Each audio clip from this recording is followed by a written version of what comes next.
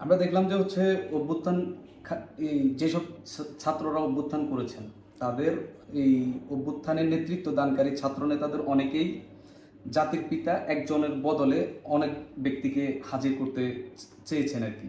তারা মাওলানা আব্দুল হামিদ খান ভাসানীকে জাতির একজন প্রতিষ্ঠাকালীন জনক হিসেবে তুলে ধরেছেন। এটা কি বঙ্গবন্ধুকে খারিজ করার একটি প্রয়াস বা প্রচেষ্টা বলে মনে হচ্ছে কিনা? একই সঙ্গে এর মাধ্যমে ইতিহাস থেকে শেখ মুজিবকে কি মুছে ফেলা যাবে কিনা? দেখেন, ইতিহাস থেকে কাউকে মুছে ফেলার চেষ্টা হতেই পারে, এটা পৃথিবীতে বহুবার হয়েছে। অমুককে পছন্দ না, অমুককে ইতিহাস থেকে মুছে ফেলবো। কিন্তু সবচেয়ে পৃথিবীতে কঠিন কাজ হলো কাউকে ইতিহাস থেকে মুছে ফেলা। এটা তো সহজ না। আর একাধিক পিতা যেটা আছে, হ্যাঁ হতেই পারে, একাধিক পিতা হতে পারে। সে যদি মনে করে সে বেটা সেটা এরকম তার ভূমিকা আছে, হতে পারে একাধিক পিতা। তোরা প্রশ্ন উঠবে, কে 1 নম্বর পিতা, কে 2 নম্বর পিতা, কে 3 নম্বর পিতা, এই সমস্ত প্রশ্ন কিন্তু উঠতে পারে। সে যারা এগুলো করতে চান তাদের এটা মাথায় রাখতে হবে। যদি আমাকে কেউ প্রশ্ন করে 1 নম্বর পিতা কি, তাহলে ওনাদের নাকি জবাবটা ঠিক করে রাখেন। এবং যখন উনি বলবেন যে উনি 1 নম্বর পিতা, তখন আবার কিন্তু প্রশ্ন উঠতে পারে উনি কেন 1 নম্বর পিতা। ওনাকে কিন্তু এই প্রশ্নটাও কিন্তু মাথায় রাখতে হবে। মৌলানা ভাসানীর কথা বলেছেন, মৌলানা ভাসানী বিরাট নেতা, কোনো সন্দেহ নাই। কিন্তু আমাদের স্বাধীনতা যুদ্ধে ওনার ভূমিকা কি খুব পজিটিভ ছিল? ছিল না তো। আপনি তো আমাদের জাতিটার বাংলা জাতি তো অনেক হাজার বছরের জাতি, বাংলা জাতি। কিন্তু বাংলাদেশটা তো হাজার বছরের দেশ না, এই ভূখণ্ডটা হাজার বছরের। কিন্তু এই যে আমরা একটা পতাকা, একটা স্বাধীন সার্বভৌমত্ব, একটা ভূখণ্ড পেয়েছি, একটা সীমানা পেয়েছি, এটা তো আর হাজার বছরের না রে ভাই।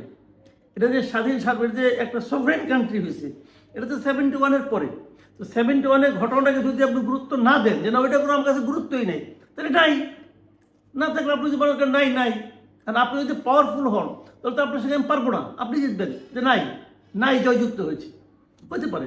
আবার যখন আপনি পাওয়ারলেস হবেন তখন আপনার লোকে আপনি খুঁজবে যে কে এটাকে নাই করে দিল, তারা খুঁজে বের করো। তখন আপনার কী হবে দুরবস্থাটা আপনি বুঝবেন। এটাও আমার বোঝার কোনো দরকার নাই। কাজে আমি যেটা চাই, একটা জিনিসকে গায়ের জুড়ে নাই করে দেওয়া যেমন ভালো না, আবার গায়ের জুড়ে তাকেই একমাত্র বলা এটাও ঠিক না। দেখেন, আমরা বলি কি আমাদের একজন বিচারপতি ছিল এস.কে. সিনহা, তারে দেশ থেকে বের করে দেওয়া ছিল। কেন? কারণ সে একটা বিচারের রায় ছিল, রায়ে সে এক জায়গায় লিখেছিল যে এই দেশ, রায়ের যে ব্যাখ্যা হয় না ওখানে লিখেছিল আর কি ডিটেলে, যে এই দেশটা একা একজন মানুষ স্বাধীন করে নেয়। এইটাই মানে আগের শাসক যে শেখ হাসিনা, উনি শুনতে রাজি না। কেন সে বললো দেশটা একা কেউ স্বাধীন করে নাই? উনি তো খুব অপমানিত বোধ করেছেন, উনি ভেবেছেন যে ওনার বাবাকে বোধহয় অবমূল্যায়ন করা হলো। তো এটি তো বাস্তবতা। শেখ মুজিব স্বাধীনতা যুদ্ধের সময় এই বাংলা এসেছিলেন না, উনি পাকিস্তানে ছিলেন, ওনাকে গ্রেপ্তার করে নিয়ে যাওয়া হয়েছিল। উনি যাওয়ার আগে স্বাধীনতা ঘোষণা করছেন বলে যে একটা ধারণা প্রচার করা হয় আওয়ামী লীগের পক্ষ থেকে, আমি এটা বিশ্বাস করি না। আমার ধারণা উনি তাও করেন নাই, উনি চলে গেছেন, ওনাকে গ্রেপ্তার করে নিয়ে গেছে। এরপরে ওনার নামেই দেশটা স্বাধীন হয়েছে। উনি যুদ্ধের 9 মাস দেশে যেমন ছিলেন না, এটা যেমন সত্য, কিন্তু উনি না থেকেও প্রত্যেকটা মুক্তিযোদ্ধা, প্রত্যেকটা বাঙালির হৃদয়ে ছিলেন, এটাও তেমনি সত্য। কাজে দুটো সত্যকে আপনাকে মাথায় নিতে হবে, দুটো সত্যকে নিয়ে আপনাকে সিদ্ধান্ত নিতে হবে যে এই মুক্তিযুদ্ধে মহানায়ক কে ছিলেন। আমাকে যদি জিজ্ঞাসা করেন, যদি নাও করেন, তাও আমি বলবো আমাদের মুক্তিযুদ্ধের মহানায়ক শেখ মুজিবুর রহমান। আমি এইভাবে জিনিসটাকে বিশ্বাস করি। এরপর আবার শেখ মুজিবুর রহমান শাসন করেছেন 3 বছর, 3.5 বছর। এই সময় শাসক হিসেবে উনি ছিলেন ব্যর্থ। আমার বিবেচনায় আমাদের সবচেয়ে মন্দ শাসকদের মধ্যে উনি একজন ছিলেন। ওনার আমলে দেশে দুর্ভিক্ষ হয়েছে, ওনার আমলে অরাজকতা হয়েছে, স্বজনপ্রীতি হয়েছে, লুটপাট হয়েছে, দুর্নীতি হয়েছে, সব হয়েছে, উনি একটা কন্ট্রোল করতে পারেন নাই। তারপরে ওনার করুণ মৃত্যু হয়েছে। যে মৃত্যুটা হয়েছে ওই হত্যাকাণ্ডটাকে আমি হত্যাকাণ্ডই মনে করি। অনেকে মনে করেন এটা নাকি প্রয়োজন ছিল, তারা নাকি মহানায়ক। আমি ওনাদেরকে মহানায়ক মনে করি না, আমি ওনাদেরকে হত্যাকারী মনে করি। কারণ এটা আমার অপিনিয়ন, আপনার অপিনিয়ন মিলার তো কোনো দরকার নাই। আপনি একভাবে ভাববেন, আমি একভাবে ভাববো, কোনো সমস্যা নাই। কিন্তু তারপরে দেশটা ঐক্যবদ্ধ থাকবে। এই বিষয়টা নিয়ে আমাদের জাতীয় জীবনে একটা অপ্রয়োজনীয় বিতর্ক তৈরি করা আমি গুরুত্বপূর্ণ মনে করি না। রাষ্ট্রীয় জীবনে নতুন যে সরকার আসবে, তাদের এগুলো নিয়ে না ভাবলে চলবে, এগুলো চলুক না, আলোচনা হতে থাক। আলোচনা হইতে হইতে হইতে একসময় প্রকৃত সত্যটা বেরিয়ে আসবে। ইতিহাস কিন্তু 50 বছর হয় না, ইতিহাসের জন্য 50 বছর এনাফ টাইম না। ইতিহাসটা হলো অনেকটা ওই পুকুর খনন করার মতো।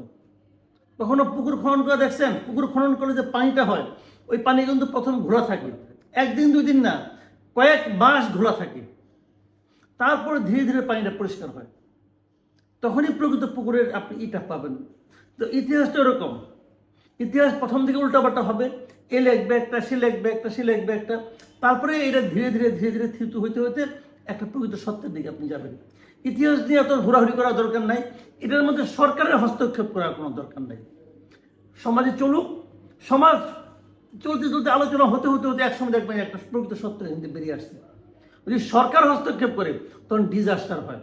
যেমন আমরা বিএনপি আমলে দেখেছিলাম তারা শেখ মুজিবকে খারিজ করার চেষ্টা করছে, আওয়ামী লীগ আমলে দেখেছি তারা জিয়াউর রহমানকে খারিজ করে দেওয়ার চেষ্টা করছে। এই দুটার কোনোটাই শুভ না।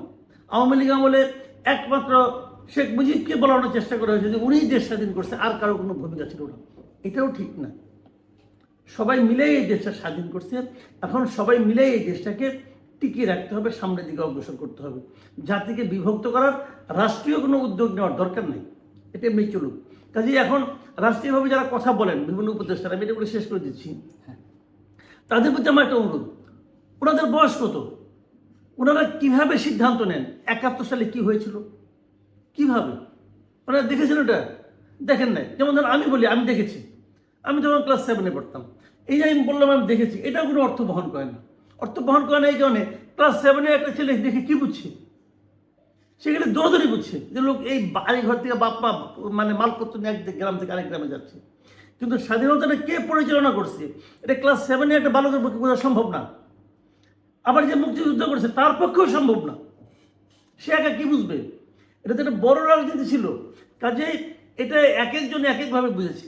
কাজে এখন তারা যে বলতেছে, যে সমস্ত তারা বয়ান দিচ্ছে, যে সমস্ত ন্যারেটিভ তারা প্রকাশ করছে, তারা এটা কোথায় পাইল? কোনো না কোনো ইতিহাস বই পাইছে। ওই ইতিহাস বইটা কে লিখছে?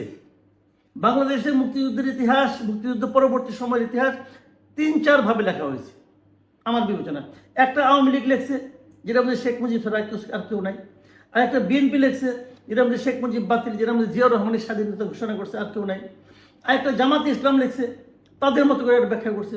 আর একটা বামপন্থীরা লেখছে, বামপন্থীদের মধ্যে মনে করেন বদরুদ্দিন উমর লেখছে, ফরহাদ মাজারও একটা স্টাইল তার মতো করে একটা ব্যাখ্যা দিচ্ছে। তো এদের মধ্যে কেউ কেউ ফরহাদ মাজারের অনুসারী হয়ে ওনারা ওইভাবে কথা বলার চেষ্টা করেন। ভাই এই লোকগুলোকে তো আমরা চিনি, এই লোকগুলোরও নিজস্ব একটা চিন্তা কাজ করে, নিজস্ব একটা লক্ষ্য কাজ করে, উদ্দেশ্য কাজ করে।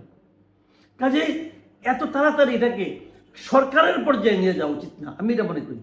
আলোচনা চলুক, আমি কিন্তু বলছি না যে বদরুদ্দিন রহমান ভুল, আমি বলছি না যে ফরহাদ মাজার ভুল, আমি এটাও বলছি না যে আওয়ামী লীগ ভুল। সব আলোচনাই মার্কেটে থাকুক, তারপরে আলোচনাকে দেখা যায় কি। কিন্তু এটাকে সরকার যদি একটাকে সাপোর্ট করে, তখন সরকার যেটাকে সাপোর্ট করে সেটার ক্ষতি হয়ে যায়। যেমন শেখ হাসিনা একটাকে সাপোর্ট করছিল, ওটা একটা বড় ক্ষতি করে দিতেছে।